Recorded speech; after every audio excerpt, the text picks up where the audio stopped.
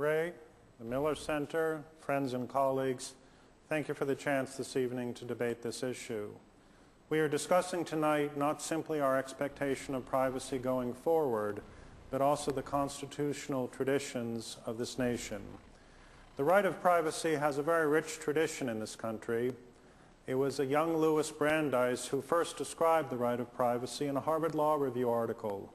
It was adopted by the American courts and came to be known as the American tort because our country respected the right of privacy as against the acts of other individuals. Throughout the 20th century, this right continued to grow. And when new technologies came along, rather than to accept the premise that because of new technologies we must diminish our expectation of privacy, instead we chose to update our laws. When the government began to introduce computer systems for the records on citizens, we passed comprehensive legislation that said to federal agencies, when you collect data on citizens, you must protect it and ensure that it's not misused. When telecommunications became widespread across the United States and the Supreme Court looked at this issue in the 1960s, it concluded that people had a reasonable expectation of privacy in the telephone calls that they made. And the Congress moved quickly to establish comprehensive legal rules to safeguard the privacy of our telephone calls.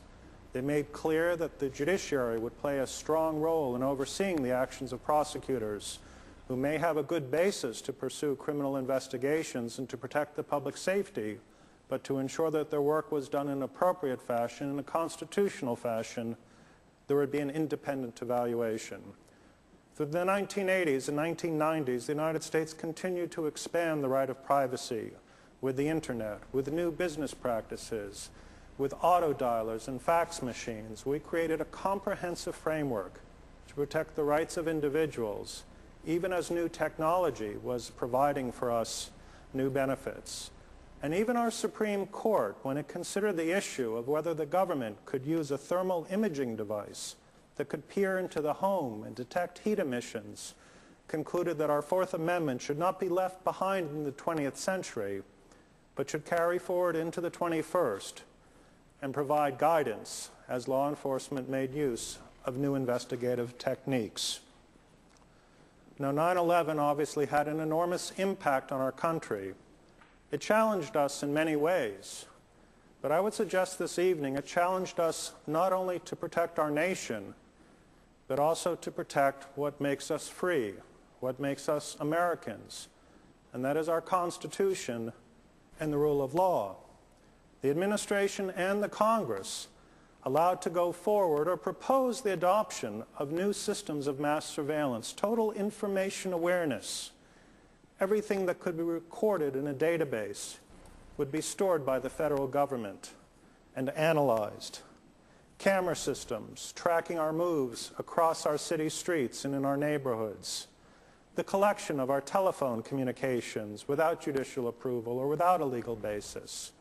And in many instances, the American public objected to these proposals. They said, we live in a country that should not permit the collection of all the private details of our life. We live in a country where the rule of law is significant. If the government needs to get information about our private communications, it should do so with the authority of a judge and not on its own say-so. It was also the view of the public that we would not accept a national identity card in this country, and the various proposals to turn our state driver's license into a form of national identification have been rejected in more than 17 states. We will be asked in the future to consider other proposals that expand the surveillance authorities of government. And I would suggest to you this evening that the answer is not how to adjust the balance between privacy and security, but rather to recognize that in our Constitution we have created a system of counterbalances where we give the government the authority to protect the public. We create means of accountability and oversight to ensure that that authority is not misused.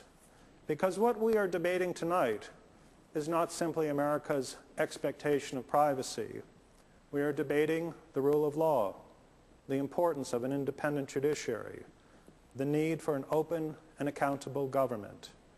And if we are prepared to accept the proposition that we can diminish our expectation of privacy after 9/11, then I'm afraid we're prepared to accept the proposition that we can diminish our constitutional form of democracy.